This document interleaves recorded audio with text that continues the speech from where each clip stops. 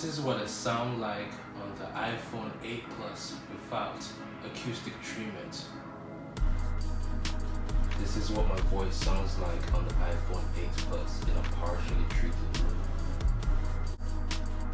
This is what it sounds like in Pro Tools without acoustic treatment.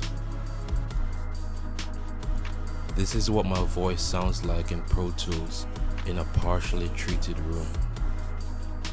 So I did that A/B testing to show you guys the sonic differences between an ordinary regular room in your house or apartment versus getting some level of acoustic treatment done. If you click the link in my bio, it'll take you to a direct link to my website and a link to the full video of detailed instructions on how to build your very own do-it-yourself acoustic panels.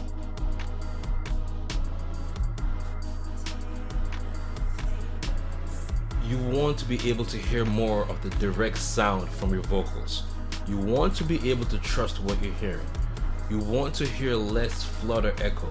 You want to hear less of the room and more of what's directly coming out of your speakers. You want to hear an even sounding bass. This is why you need acoustic treatment. You can't make smart mixing decisions if you can't trust the room that you're hearing. In a poorly treated room, you're dealing with constant dozens of sound reflections bouncing off your walls, bouncing off your ceilings, and instead of what you're directly hearing from your speakers. So now you transfer the mix to your car, and what sounded amazing in your room now sounds like crap in your car. And now you're like, damn, the bass is too weak. Has this ever happened to you? How can you make smart mixing decisions if you can't trust what you're hearing? Or even vice versa. Let's say you're in a room and you think the bass is too low, so you turn it up a notch. As you bring it to the car, you're like, yeah, this shit sounds hot. And you bring it in the car, and then you're like, fuck, this shit is way too loud. And you gotta go back in the lab and fix the mix. Has that ever happened to you? Again, how can you make smart mixing decisions if you can't trust what the hell you're hearing?